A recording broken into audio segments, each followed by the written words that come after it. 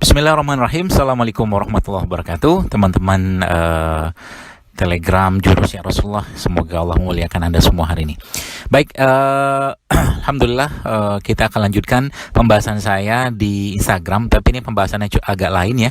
Jadi ini sengaja saya voice note supaya bisa Anda dengar dengan dengan lengkap. Ya, kalau di Instagram susah karena terbatas ya. Baik, bicara tentang enzim ya, saya kira mungkin teman-teman sudah pada menyimak tentang apa yang disampaikan saya di sana.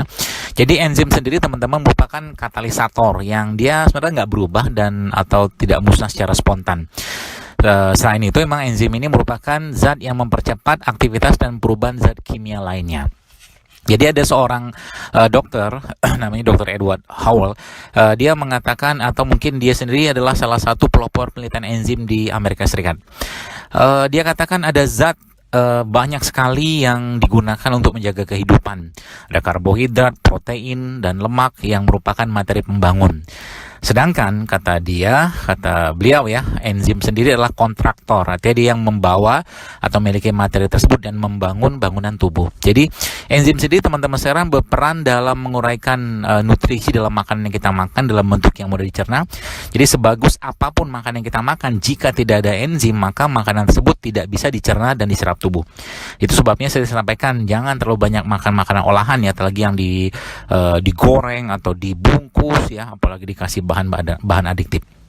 Nah, enzim sendiri menguraikan karbohidrat dan protein yang dikandung dalam makanan untuk kemudian menjadi glukosa dan asam amino agar dapat diserap tubuh dengan mudah dan dia diubah menjadi energi yang kita perlukan. Jadi kalau ada orang habis makan itu nggak berenergi, maka makanan itu sebenarnya sudah nggak ada energi lagi gitu lah. Mungkin karena banyak pengolahan atau mungkin bahan aditifnya atau enzim osi yang makan tadi itu sudah berkurang drastis, akhirnya tubuh mengistirahatkan seperti itu. Jadi tidak hanya itu saja ya, enzim sendiri adalah zat yang diperlukan untuk membuang ampas dan zat-zat yang tidak berguna dalam tubuh kita. Jadi singkat ceritanya, enzim itu sangat dibutuhkan untuk menjaga kelangsungan hidup dan kesehatan kita. Nah, selain itu enzim membantu ya meningkatkan fungsi kekebalan tubuh. Jadi fungsi sel-sel imun itu terbentuk oleh enzim yang terdapat di dalam sel imun itu sendiri, sehingga jika enzim imun menjadi aktif maka kekebalan tubuh akan meningkat. Jadi misalkan sel natural killer tuh, dia membuat lubang di membran sel kanker dengan enzim pengurai disebut dengan perforin. Melalui lubang tersebut, si enzim pengurai protein disebut dengan granzim itu dikeluarkan dan meleburkan sel kanker. Jadi orang yang mengkonsumsi enzim dalam jumlah yang cukup itu subhanallah tubuh itu kalau misalkan seseorang ada menderita kanker seperti itu, dia akan dihancurkan juga kalau dia mengkonsumsi makanan yang penuh enzim. Nah, ada seorang dokter di Korea dia mengatakan dia salah satu terapi dia itu dengan mengkonsumsi sayuran mentah selama 10 hari ya, sayuran organik seperti itu. Jadi itu ternyata enzim semua kan isinya. Jadi enzim juga teman-teman sekalian dia digunakan untuk mengantarkan oksigen dan karbon dioksida. Jadi enzim yang terdapat dalam sel darah merah itu dia menyatukan oksigen ke hemoglobin sel darah lalu mengantarkannya ke sel. Jadi ketika oksigen dihasilkan diantarkan ke sel, hemoglobin menjadi kosong, dan kali ini enzim yang terdapat dalam sel darah merah menyatukan karbon dioksida ke hemoglobin lalu mengirimkannya atau mengalirkannya melalui jalur darah dan akhirnya dia mengirimkan ke paru-paru melalui jantung. Jadi subhanallah, enzim itu fungsinya banyak banget ya. Dia juga berperan mengurai zat beracun ya, kemudian zat beracun oksigen ke hemoglobin sel darah lalu mengantarkannya ke sel.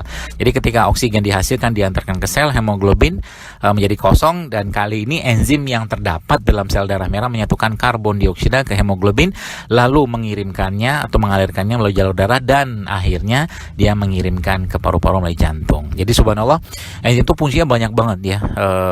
Dia juga berperan mengurai zat beracun ya, kemudian alkohol ya, obat-obatan dan ampas makanan ya, mungkin makanan-makanan yang sudah tidak ada enzim lagi ya, makanan olahan atau digoreng terlalu lama seperti itu.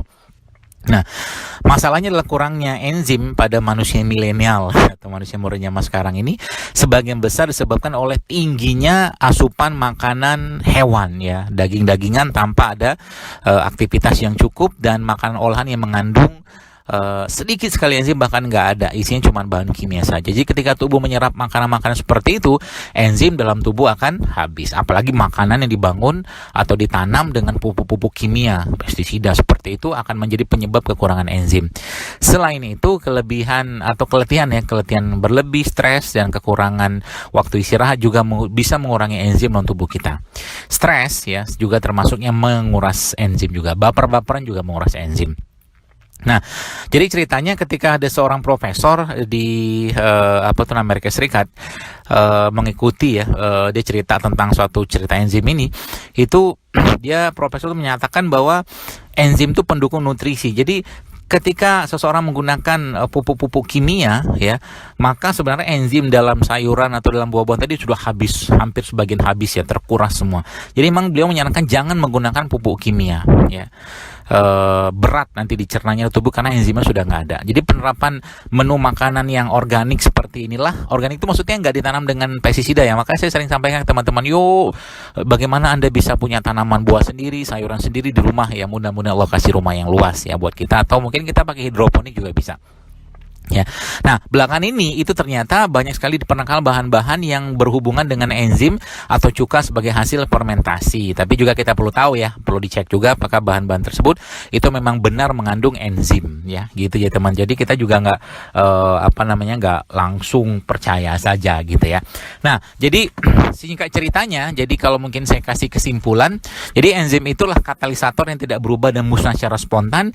Dia zat yang mempercepat aktivitas dan perubahan kimia zat-zat lain. Semua reaksi kimia dalam tubuh itu berhubungan dengan enzim. Dia kontraktor yang memiliki materi karbohidrat, protein, lemak yang membangun bangunan dalam tubuh kita. Dia berperan dalam menguraikan nutrisi dalam makanan ke dalam bentuk yang lebih mudah dicerna. Dia menguraikan karbohidrat dan protein. Dia juga digunakan untuk membuang ampas dan zat yang tidak berguna dalam tubuh, membantu meningkatkan fungsi kekebalan tubuh, mengantarkan oksigen dan karbon dioksida, serta mengurai zat yang beracunnya. Pertanyaannya, bagaimana enzim itu bisa berkurang atau habis ya? Ternyata ketika seorang terlalu banyak mengkonsumsi makanan hewan ya, protein atau daging seperti itu, dan tidak ada balancingnya, itu enzim akan banyak terkuras. Dan ditambah lagi dengan makanan olahan yang penuh dengan aditif ya. Makanan olahan itu intinya makanan yang sudah diolah ya, apalagi dipanaskan berulang-ulang dalam kemasan seperti itu, udah nggak bagus lagi, atau enzimnya sudah habis atau sedikit sekali.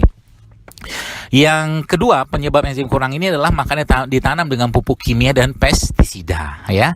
Itu juga termasuk salah satu penyebab enzim yang kurang. Dan yang terakhir adalah keletihan yang berlebih, stres, serta kekurangan waktu istirahat. Itu salah satu penyebab enzim berkurang dalam tubuh kita.